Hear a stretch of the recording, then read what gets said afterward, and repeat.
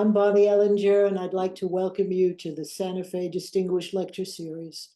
This is the start of the 7th year of the lecture series, and we have an interesting lineup of leading scholars, as you saw in the pre-roll slide.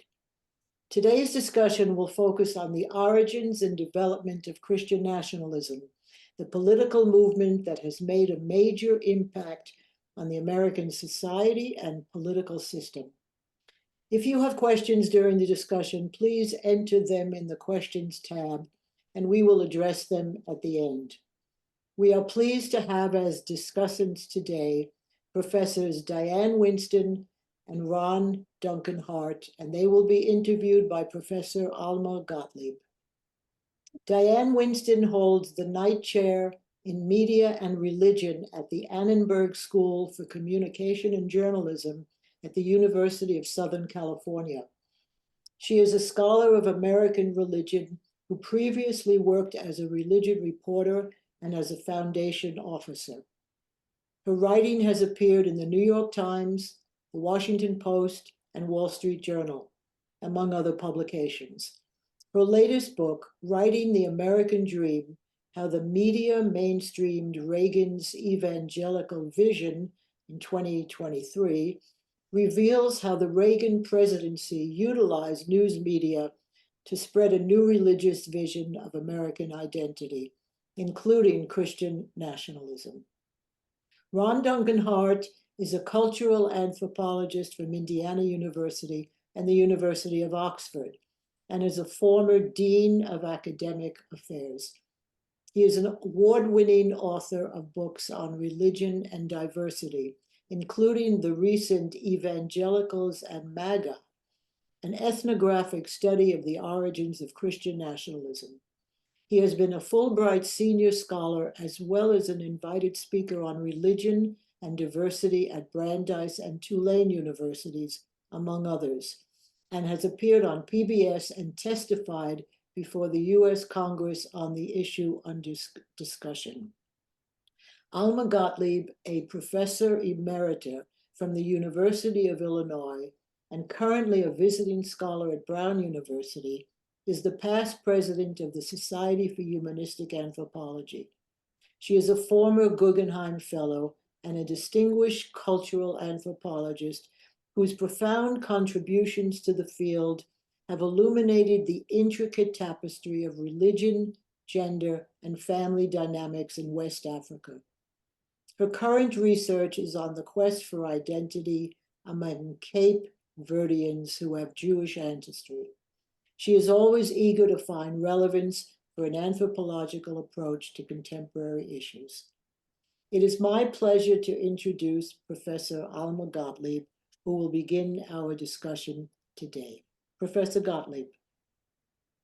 Thank you, Bonnie, for that beautiful introduction, and it's a great honor to be here and share the screen with all of my distinguished colleagues. Today, we read a lot about Christian nationalism taking over the Republican Party. We read frightening predictions that if Republicans manage to gain power over all branches of the federal government in the upcoming election, Christian nationalism will become the mainstream agenda for the country. Some observers are urging us to focus more explicitly on the historical overtones and political implications of Christian nationalism and rename it Christian fascism. Both of our guests have just published books that take different approaches to the issue. Ron, as a cultural anthropologist, has just published this wonderful book that you've heard about, Evangelicals and MAGA, The Politics of Grievance, a Half Century in the Making. And Diane, as a scholar of religion, has a new book that you've just heard about titled Writing the American Dream, How the Media Mainstreamed Reagan's Evangelical Vision. Together, these two extraordinary books, which I hope you'll buy and read, offer powerful insights. Together, they take us a long way to understanding that all-important question, how did we get here? So I thought I'd start with Diane and ask you to just give us a quick summary of what the term Christian nationalism means to you, how we should understand it. Thanks, Alma. And thank you, and thank Ron, and thank Bonnie. What a pleasure it is to be with all of you on this Sunday morning. I wanted quickly to go over, well, I want to say white Christian nationalism, so we're all on the same page. Um, it's hard for Americans to think really long term, but I want to take you back to the 15th century when both of these ideas of Christian nationalism, of white Christian nationalism, first came into play. During the 15th century, there were several papal edicts that said Christianity and Western civilization were superior to all other races, religions, and peoples. As you can see, that offered a path to colonialism and to Western conquest of much of the world. Around the same time, the Inquisition began targeting Jews and Muslims who were not Christian. Many Jews tried to convert at this time, but the church decided, they ruled that these conversos, as they were called, were not Christian because you could not shed your Jewish identity just by shedding your faith. Judaism was in the blood. The idea of limpiza, purity of blood, came out of this. And this was one of the ideas that early Americans used to justify slavery, that even if enslaved people converted to Christianity, they still were not equal to white people because they had difference in the blood. And I think that you can see how these ideas developed into what we see now as white Christian nationalism, the privileging of whiteness, of Christianity, and of nationalism, which, unlike patriotism, is an excessive and aggressive love of country. And so white Christian nationalists have, as Ron shows in his book, been around not since Trump came into our consciousness, not since Reagan came into our consciousness, but in various forms over the history of our nation in various guises. And I would put the current movement of white Christian nationalism, I would date it back to the early 20th century with the rise of communism, because communism presented a triple threat to Americans. It was the end of democracy, the end of capitalism, and the end of Christianity. And those three communist ideals scared Americans who believed in Christianity, who believed in democracy. Well, they believed in limited government of democracy, and they believed in capitalism. And so that trifecta of beliefs began a project of making Americans aware that their sacred heritage as Christian, as Americans, and as white people began to come into play. So I would say the origins of white Christian nationalism date back maybe 700 years, but the kind of white Christian nationalism we see in play has been developing steadily since the start of the 20th century. Thank you. That's so helpful. It actually speaks to my own research, so that speaks to me personally. But I think it's really important for us to recognize the long genealogy. This is, as you say, nothing that Trump has created or invented. There are reasons that it's so popular because it has this deep history that antedates our country, that goes back to early modern Europe. Ron, I know this is also a history you're deeply aware of, but it's your more recent research in Atlanta that's really caught our attention because of this new book that you've just published. You conducted the bulk of your research early on in a white neighborhood in Atlanta in the late 1960s and 70s, and you followed that community into the present day. In the book, you write about how your initial plan was to study impoverished Black communities and congregations in Atlanta, but conversations that you had with Dr. Martin Luther King shortly before he was murdered convinced you to change your focus to studying white evangelical church congregations in a nearby neighborhood. So I wonder if you could talk a little bit about that decision and why you think Dr. King urged you to study white racists. Okay, thank you, Alma. And thank you, Diane, for that background, which really sets the setting for what we're talking about. And it is a profound issue that runs in Western civilization and is much more long-term in the United States than we might think about it.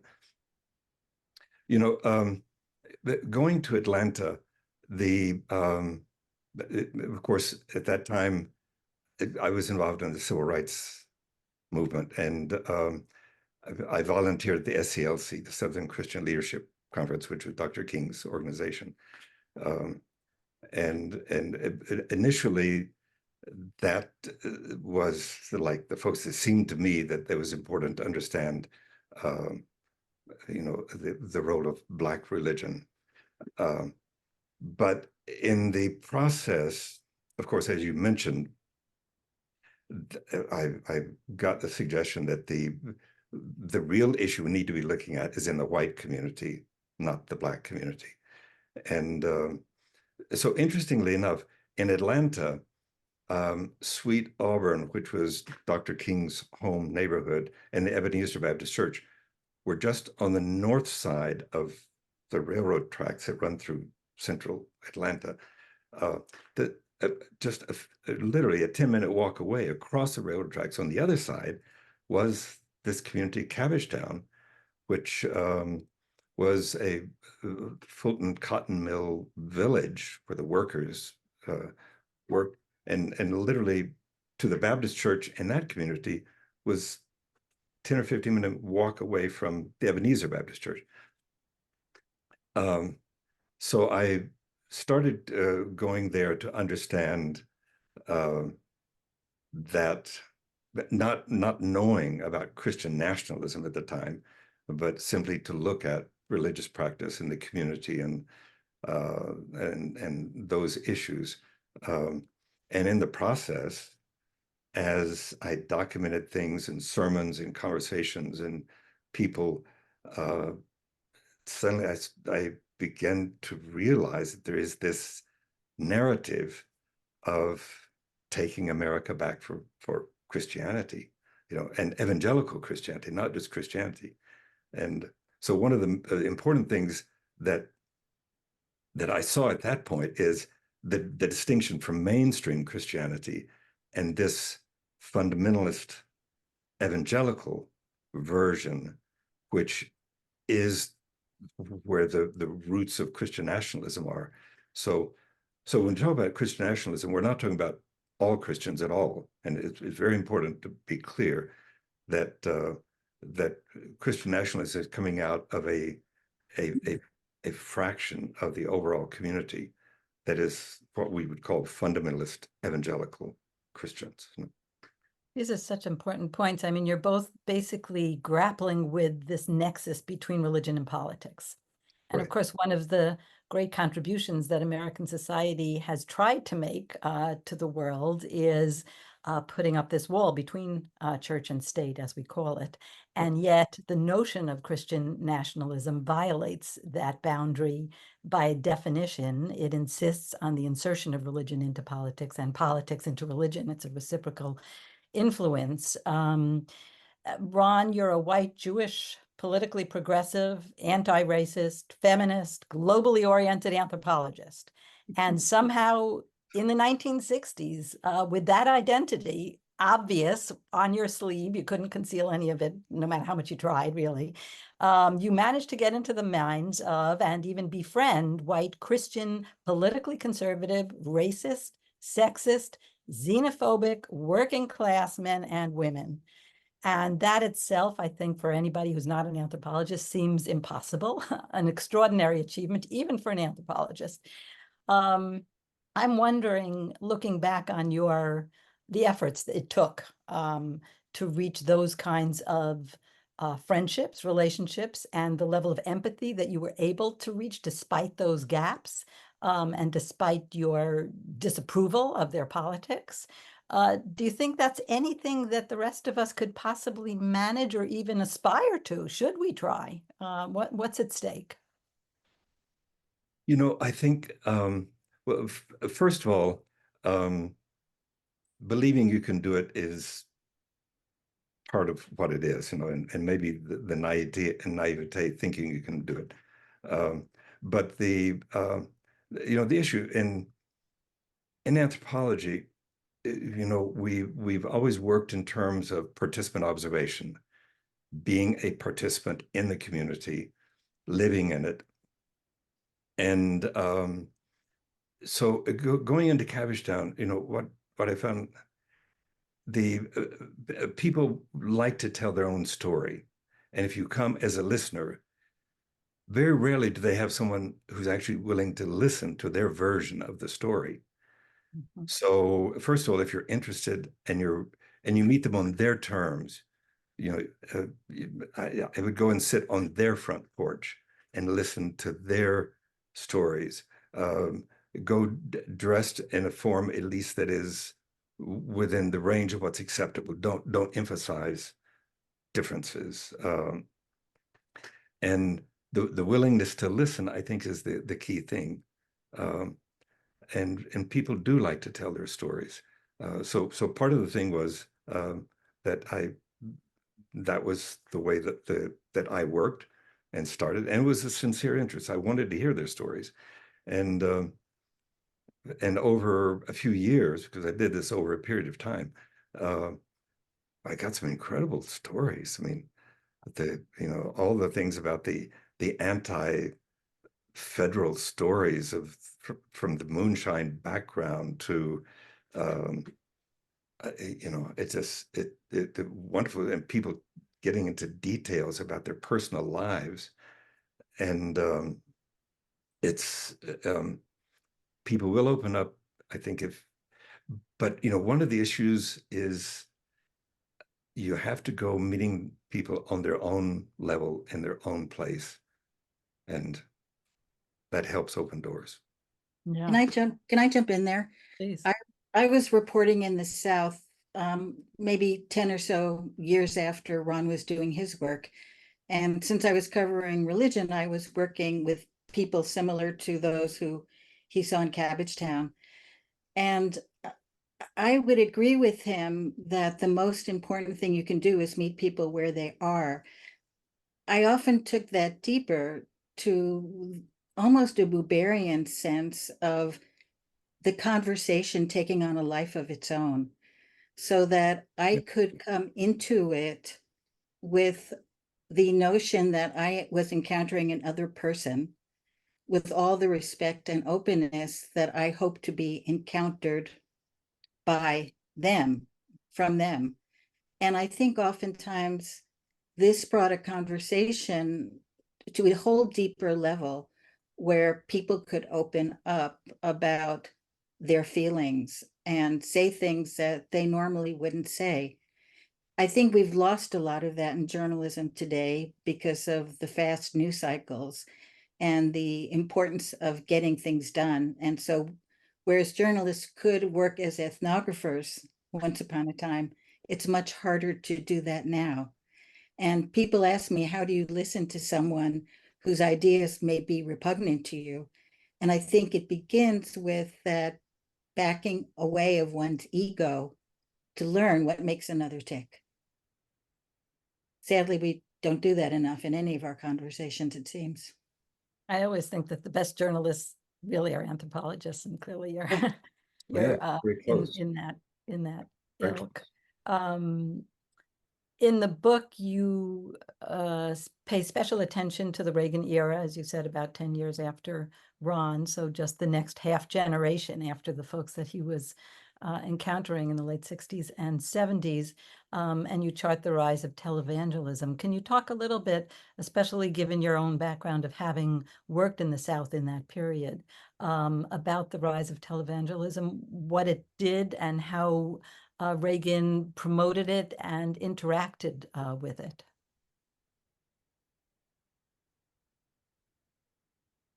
Reagan himself, I believe, was a deeply religious man.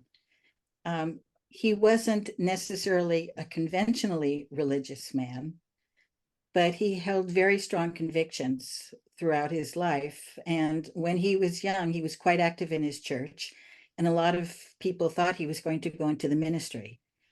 So I believe Reagan took those religious convictions with him, whether he was in Hollywood or whether he was in Washington, D.C., and they were a deep part of who formed him.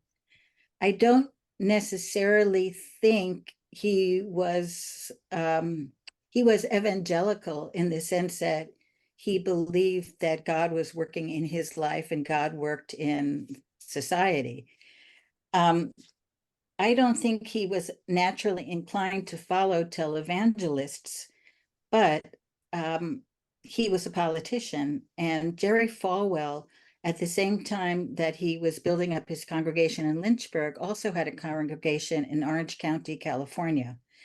And so Falwell and Reagan knew each other back when Reagan was governor of the state. In fact, when Reagan liberalized the abortion laws in California, Falwell was quite put out by that move. So I would say that televangelists and Reagan were operating on separate tracks, but both had their own ideas of bringing more of a Christian perspective into government. And the televangelists were able to activate a grassroots network of people who had already been listening to religious radio or religious services on television. But what the televangelists did was inject an element of politics into it. And Falwell, who had previously eschewed any kind of political stance and was critical of Martin Luther King for being political, realized through his discussions with, various DC political operatives and his own unhappiness about certain Supreme Court decisions that the only way to change things was to politically organize. And so when Reagan began his campaign in 1979 or a little before, he was able to tap on this new energy that Falwell in particular had created by telling Christians that they needed to organize into what became the moral majority. And Reagan was able to tap into the moral majority. Falwell claimed that his support pushed Reagan into the White House. Scholars debate whether that's true or not, but it is important to note that there was a new voting bloc of people who followed televangelism and supported Reagan because he seemed the Christian candidate, which was a little strange since Reagan was running against Jimmy Carter, who was a well-known Southern Baptist Sunday school teacher, man of God, very explicitly religious, whereas Reagan was divorced, he was a Hollywood actor. It didn't seem like the traditional Christian, but nevertheless, he did a number of things which we can discuss that convinced evangelicals that he was their man.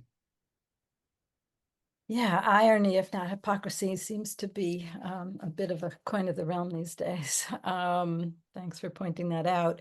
So you both talked intriguingly about the 60s and 70s into the 80s roots of where we are today. Maybe we can jump to the current era. Ron is a Jewish studies scholar trained in the many ways that anti-Semitism has manifested itself across the past, 2.5 or so millennia.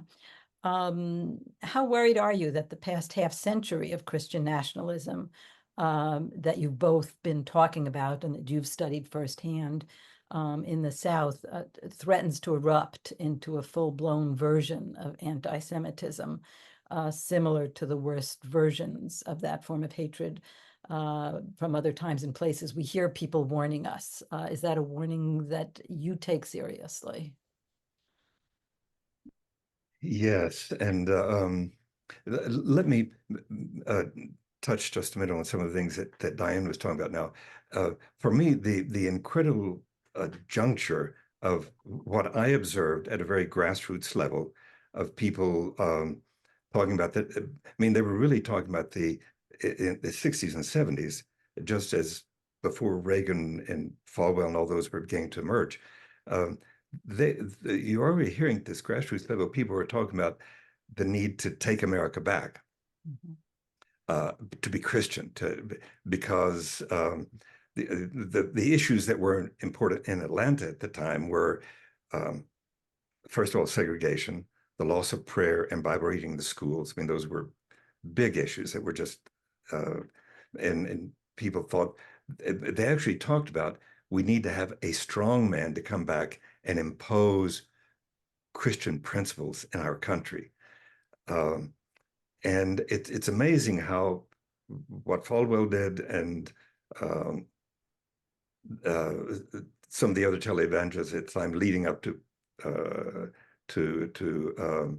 Pat Robertson, and how Reagan was able to take this and start the slogan, "Make America Great Again," and pull this evangelical vote in. He was able to outmessage Jimmy Carter. Very interesting point. They inherit, directly to your question, about the anti-Semitism that's implicit in this. One of the things that I noticed in Cabbagetown was that there was repeatedly, there were references to communists, and and it took me a while to realize they were not talking about Russian communists. They weren't talking about Chinese communists. They were talking about Jewish communists, because of this reputation from the 30s and McCarthy and all of this thing that that Jews were communists, and so there was a strong undercurrent of anti-Semitism that was running through this thing the entire time. This belief to take America back for Christian, because the threat was coming from, it was overt that if the Jews took over, sound outrageous, but we saw it in Charlottesville again. This thing that somehow the accusation or the thought that Jews are going to take over, and here we are, this fraction of a percentage in the population, and the population is 70, 80, 90% Christian. It's an outrageous perception. But yes, the anti-Semitism is implicit and runs deeply in this thing, and in Christian nationalism. And we get the thing that some people say, well, but fundamentalist Christians are very strong supporters of Israel, and that Jews don't need to worry. But implicit in Christian nationalism is Christian exclusivity and superiority, which only leaves one position for non-Christians, which is deeply concerning. I want to jump in here and say, I agree with Ron. I would just push it back a little further. I would push it back again to the communist revolution in 1917, when Yes. Jews became first associated with communism, because this idea of Jews as communists became very strong even as early as the interwar era. And it's so interesting because on the one hand, Jews were communists, but they also were like wealthy, rapacious capitalists. So you had two very negative images working at the same time, which is always interesting. I do want to say, though, from my own experiences as a Jewish woman reporter in the South, I felt like many fundamentalist and evangelical Christians had, on the one hand, sort of what we're talking about as an ingrown anti-Semitic perspective, but on another hand, they liked Jews insofar as we were a biblical people who God had a covenant with. And I always felt happy I was Jewish and not Episcopalian or Presbyterian or Catholic, because I think I would have not been as well accepted into evangelical communities had I been part of another group who were Christian, but not really saved Christians. So there's a little tension between, on the one hand, long-held ideas about Jewish difference, but on the other hand, sort of respect for the biblical position of Jews, both in the Hebrew Bible, but also in the coming apocalypse, where we are central to the second coming. I think you both brought up such intriguing and important points. Jews, as with people of color, have attracted contradictory stereotypes.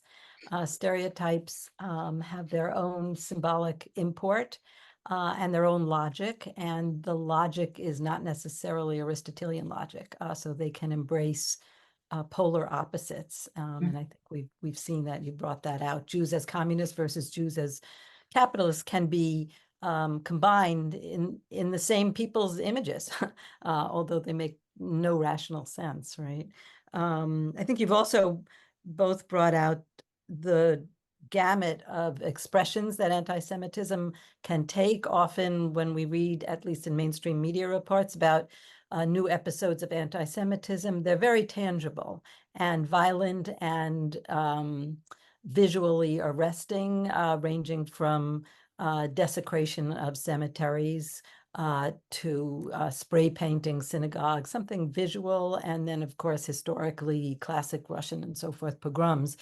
But the kind of insidious anti-Semitism that Ron is referring to in discourse is implicit and perhaps in some ways more dangerous because it's harder to pinpoint. You can't photograph it. It's the kind of innuendo that Donald Trump is a master at that allows him to claim deniability. That's not what I said. That's not what I meant, because he revels in implicit innuendo rather than explicit threats. So I think that's all an important backdrop. I'm just looking at the time, and I know we already have questions. Maybe I'm just going to jump to sort of the obvious, scary question, which is when we're talking about the kind of Christian nationalism that's implicitly founded on anti-Semitism as well as racism that we're talking about, are we looking at fascism? Should we be instead calling Christian nationalism Christian fascism? I'm just going to throw that out there as a provocative question. Maybe we can start with you, Diane, and then move to Ron, see what you both have to say about that. The line between hypernationalism and fascism is very wobbly, and I am comfortable calling hyper extreme white Christian nationalism fascism because it implies a strongman rule, and it implies the idea of putting one group ahead of another, or ahead of all others, in order to make that group and its claims supreme. So I don't have much problem saying that some examples of extreme MAGAism or Trumpism are fascism, that they've crossed the line. Ron, further thoughts? You know, one of the I attended churches regularly, Baptist churches in that community. They were all either Baptist churches or holiness churches, all evangelical. One of the, and I heard this opinion repeatedly, but in one sermon, one of the pastors was complaining about the problems in the United States, and that the secularism and what he was seeing as the decline in religiosity and spirituality. And as a part of that discussion, he said, and I literally am quoting, that Hitler and Stalin got something done. So it's very clear reference to the strongman fascist approach to taking care of problems. And of course, we have Trump quoting strongman fascists as his models during the debate. The only political leader he mentioned approvingly was Viktor Orban. We know that he's had a a quasi-platonic love affair with Kim Jong-un, and he's notorious now for his relationship and admiration of Putin. So the political leaders he admires are at best strong men. One could argue that they are fascists. One of the things, So if I let's think about, again, the current political moment. Ron, as an anthropologist, I'm curious to hear your thoughts about a critical component of Kamala Harris's campaign strategy. Yesterday, I heard one of her national campaign co-chairs talking about how Harris's decision to travel to so-called red counties within swing states is founded on Harris's conviction that she needs to, quote, meet people where they are. That was something the campaign strategist said, evoking our quote. It sounds like what we do as anthropologists. We've been talking about that today. When we live for a long time in a community, we hang out with people every day on basketball courts and on their porches and their churches and their bars, as you did in Georgia. And you did a version of that yourself, Diane, in your earlier days as a reporter. We get to understand their mentality. We understand not only their hopes and dreams, but also their worries and fears. In anthropology, we tend to do that over a period of months or even years, as you did. Is that something that a presidential campaign can meaningfully accomplish in a half-hour campaign stop when she's surrounded by reporters and photographers and aides? So that's part one. And part two, if Harris is endeavoring to win the votes of white Christian nationalists with this strategy, people who espouse racist, sexist, anti-Semitic, xenophobic, possibly, as we've been talking about, fascist worldviews, does she, as a politically progressive woman who's the daughter of two immigrants of color, have a chance at understanding their perspectives and speaking to their fears in a way that they'll hear, that will make sense to them, and that will convince them that Kamala Harris is on their side? In other words, if we have any of Kamala Harris's campaign staff on this Zoom talk, which I hope we do, I don't know, as an anthropologist who understands white Christian racist, anti-Semitic nationalists, Ron, what advice would you offer Harris to win those people's votes? Can they? Is it an aspiration worth even trying for? You know, the first thing I would say is that when you're doing the anthropological research, you're looking for information. And as Diane, working in communication, also the thing, you're looking for information that can be communicated to people as it is. And the interesting thing that has happened in this case is that what is anthropological research suddenly becomes politically significant. And although that was not the intention to start with, but suddenly here we are. And can a presidential, well, you know, the problem is presidential candidate with security, with campaign staffers, with all of this going into a local community,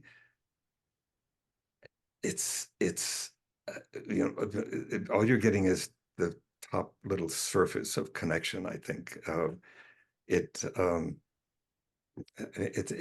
disturbing, I think, to have cameras and everything else that's going on and that sort of thing, and I hope something comes out of it, but it's certainly not what we think of in terms of what we try to do in research or in reporting and that kind of communication. No. And the second question, kind of a more strategic, long-term question. Does somebody like Kamala Harris have a chance with the kinds of people that you met 60, 50, 40 years ago, who have very particular stereotypes about people like Kamala Harris and well-developed ideologies that on the one hand seem to be 180 degrees apart from her policy, and yet somebody like you could find common ground? Is there at a broader level politically a possibility of finding common ground with racist, anti-Semitic xenophobes? It seems like an absurd question, but Yeah. anthropology kind of raises it, right? Yeah, it does. So, and I really would like to hear Diane's response first, and then could I go after that? Okay, Diane, let's see if you have thoughts. You're chuckling. I'm an optimist, and I believe that anything is possible. But I don't believe that that means it's going to happen. So on the surface, I don't think many of those rock hard white Christian nationalists are going to ever support Kamala Harris. I think ultimately through discussion, through friendships, through daily experience, some of them may be peeled away and eventually have different perspectives on things. But I doubt, a whistle stop tour is going to change any hearts and minds. Yeah, fair enough. Bonnie, do we have time for one more question, or should we open it up? Can I respond to that also? Okay, yeah, go ahead. The thing is, I've actually had some contact with people in the local community over the years. And one of the things I've noticed, although most of the people from that community that I worked with are gone now, because Cabbagetown, by the way, now in Atlanta has become an upscale, it was a poor workers community when I was there. Now it's an upscale, expensive area because it's this community very close to downtown Atlanta. So it's totally changed, and it's artsy, craftsy, cultural place now. But there's still some people who are in the community, but very, very few. Attitudes have migrated over the years from over the generation, from the older generation to the people who are still there today. So I've been curious about this. It would be interesting. There is some migration in the generation and how people are thinking. But I agree with Diane in the sense that someone who is really into the movement we've seen it in the polling numbers with Trump. They don't move much. It's pretty much where it is. Yeah. Well, I'm mindful of the time. There's lots more I'd like to hear about, but we do have quite a few people in the chat. So maybe we should open up the question to some of the many people around the world who are listening to this conversation. Yeah, that's true. Ron, I think I put my photo back up. I can't do it. I can't start the video unless you do it. All right, just a moment.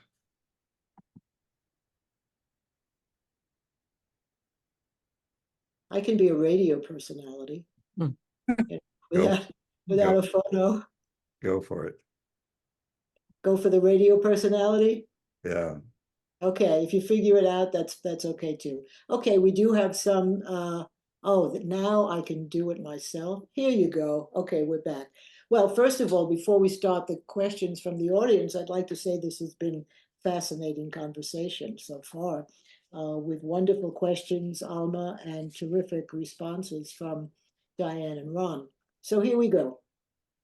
First question, Stephen Levy. Protestants who came to this country in the 1600s and 1700s sought religious tolerance and freedom. Were these Christians tolerant of anybody other than other Protestants? Maybe that's for Diane. Yes, I would say that the Protestants who came here seeking freedom were not even tolerant of other Protestants. So, for example, Roger Williams was thrown out of the New England colonies, what became New England, because he was a Baptist and they didn't recognize baptism. So those Protestants who sought religious freedom for themselves weren't very open to others. One group that really kind of got in under the wire were the mainly Sephardic Jews who came here. And there were so few of them, and they kept so to themselves in small communities that actually they were more tolerated than some of the Christians who were not of the main Christian variety that held power in the different colonies. Hmm. So unfortunately, no, they weren't very tolerant of other Christians. If I Okay. can add just one brief comment to that, beyond the Judeo-Christian nexus, Native American religions were demonized, and there were massacres to the point of genocide of many, if not most, Native communities, in good part motivated by religious intolerance. Okay, thank you for that. Russ Resnick asks, for both Ron and Diane, did your willingness to listen lead to unexpected insights or even to breaking down your previous stereotypes of them? Any specifics? Do you want to start, Ron? Sure. Go ahead, Ron. Go ahead. Oh, okay. You know, one of the things I think that struck me was, and it's disturbing in a way, it's the sincerity and the belief of these positions, you know, and that because a person, one of the things in the book, one of the detailed interviews I had was with a person who's explained their racist views, very, very adamantly racist, and completely sincere about it. I mean, it's so how do you separate sincerity of what the person believes in and what they believe, you know? So you get this cognitive dissonance going on between a person who thinks they're right, they're convinced they're right, and yet have these opinions that can be so negative, you know. And Diane, I'm sure you must have encountered these same things. Yeah, I fortunately did not hear or have that deep conversation with anyone who ever expressed explicitly racist views. But I would talk to people who obviously did not believe in abortion or desegregation. I think I became convinced of their humanity and could separate, and maybe this is what you were also trying to say, I could separate their humanity from their belief structure. Yes. And I think that's an important insight when you're dealing with people whose ideas are very different than your own. I also, one of my favorite memories is interviewing Pat Robertson. And at that point, he had been saying God told him this and God told him that, and that's why we're having hurricanes, blah, blah, blah. And I said to him, what does it mean that God speaks to you? And he said, well, I have a little voice in my head, and that's God. And we all have a little voice in our head. And it was very insightful for me to realize that he heard this little voice as God, whereas, you know, maybe you and I and the rest of us on this call hear it as our conscience or you know, the good angel and the bad angel on each shoulder. So that was really insightful for me because I had never understood how God talked to all these people, and understanding how they conceptualized it really made me much more tolerant of people who felt they were having personal relationships with God, which is not something we do in Judaism normally. I wanted to add something quickly from my reading of Ron's book. I wasn't there, but it's a evocative book, and it's filled with the voices of the people that he spoke with. He's quoting them at length. You really get a sense of them as people. And one of my takeaways from those many, many quotes of his conversations on porches and in bars is their fear. they were really, really poor, unlike the current gentrified community that's in their place. Really, really poor. And you have incredible descriptions of the tactile daily implications of that poverty and the kind of suffering minute by minute that they endured from poverty. And poverty creates fear. And of course, psychologists tell us bullies are all based in fear, right, at the psychoanalytic level. So I think if there's any path towards empathy into these people, it's to recognize the emotional basis for their bullying, which is based on terror that the tiny, tiny little bit that they own in their life, which is minuscule, is going to be taken away from them because of the ravages of capitalism. Yes. Right. Yeah, that's very true. The deep fear that they're losing, they're losing what they have, and that was a driving motivation in much of these expressions, And one of the other things about that Diane was talking about, Pat Robertson and God speaking to him. The other thing, the expressions of people having intense religious experiences that include thinking they've been touched by God, or that God literally is walking with them. These very profound emotional experiences, speaking in tongues, going into trance. These things are very profound experiences that people are having, and it's part of what they see as the God has given to them in life, and the fear of it being taken away. Yeah. A question from Jackie Feldman, who asks, how important would you say that positions on Israel, Palestine are for the evangelical vote today? That depends a lot on who you're talking to. Although the older generation of evangelicals many have white evangelicals, especially, have been very pro-Zionist. Younger evangelicals are much less so. And so if you're talking about the vote of older evangelicals, yes, I think they will be very much swayed by the candidate's position on Israel. If you're talking about younger ones, I think they're much more concerned about questions of what they see as social justice.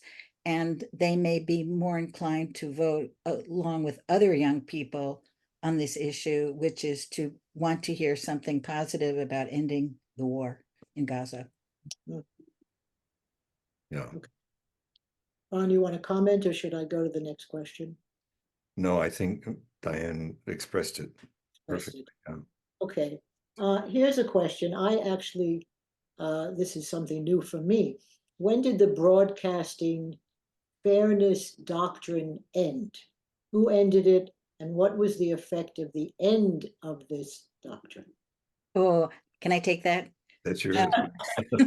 Please. Important.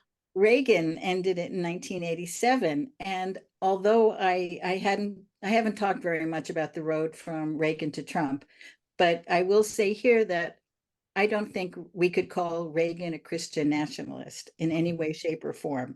He was Christian, he was patriotic, but I don't think he was on board with what we're seeing today with MAGA.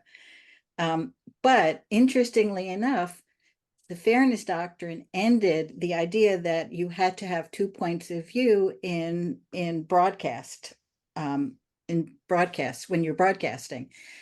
This led to talk radio and to Fox News, because once broadcasters didn't have to balance the opinions of both sides, they could go straight out one way or the other, which led to the very toxic environment we find ourselves in today.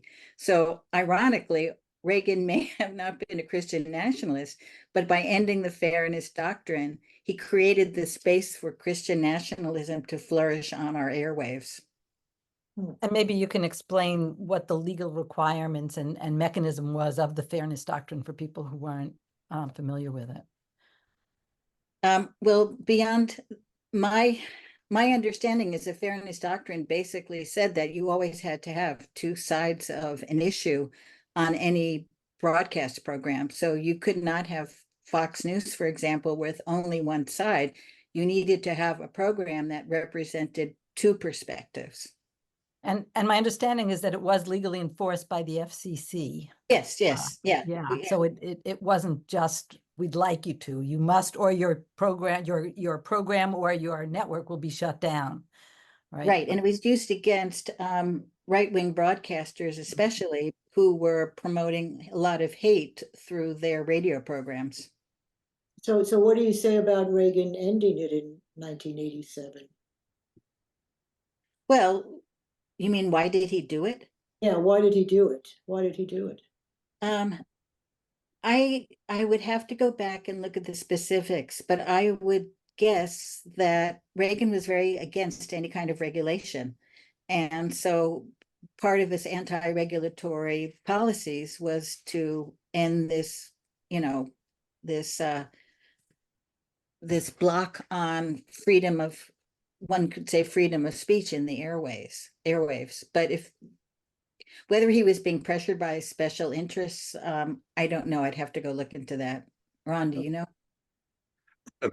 I don't know specifically about that, but I would like to add one thing that relates to it, which is in some of the Christian national groups. I mean, there are different groups that are working in this area, but some of the Christian national groups are advocating that there be a control of media if their positions could be put into place, and that for example, with film, if film had a G or a PG rating, that 80% of the films produced would have to include principles that would be in agreement with their Christian nationalist principles, Christian principles.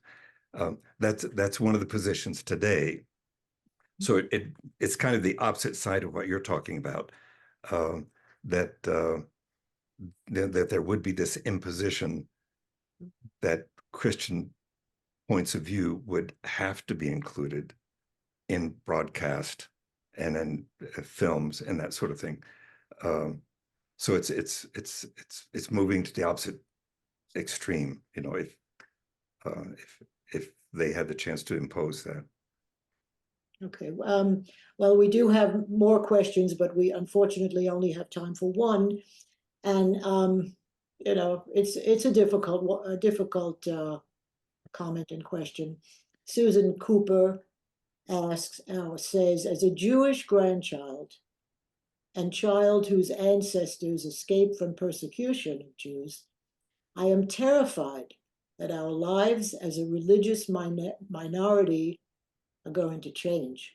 Will there be more persecution? My synagogue has already been targeted. How are our lives going to change? That's a tough one. Diane. Thanks, Ron. Alma. That's a tough question. I don't think any of us know. I have one vote. I mean, one word answer, which is vote. That's my only answer.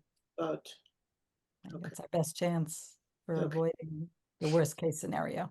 Yeah, but I think Trump just sows division and hate, and even if he's not personally anti-Semitic, he riles up latent anti-Semitism in horrendous ways that we've already seen. I think our best chance is voting. Yeah. Well, I apologize to the other people who wrote comments and questions. Unfortunately, we don't have enough time, but I would like, Ron, go ahead. Could I just mention one thing too, in relation to this, that as Diana mentioned early on in the very start, this undercurrent of anti-Semitism that runs very deeply in Western civilization and in the United States, I think we've all been a bit shocked, maybe, disturbed by the fact to see it emerge as it has recently. And obviously it's very much there. It had been covered or less apparent in recent years. But the question that you just came up with, Bonnie, brings to the fore this issue that anti-Semitism is an undercurrent that unfortunately is very pervasive in our history and society. Right. Well, I would like to thank all of our listeners around the world and people who pose questions. And of course, I would like to thank our discussants today, Diane Winston, Duncan Hart, Alma Gottlieb, for a fascinating conversation about very important issue recorded. And Chag Sameach Shana Tova to everyone. Okay, bye-bye. Thank you. Thanks all.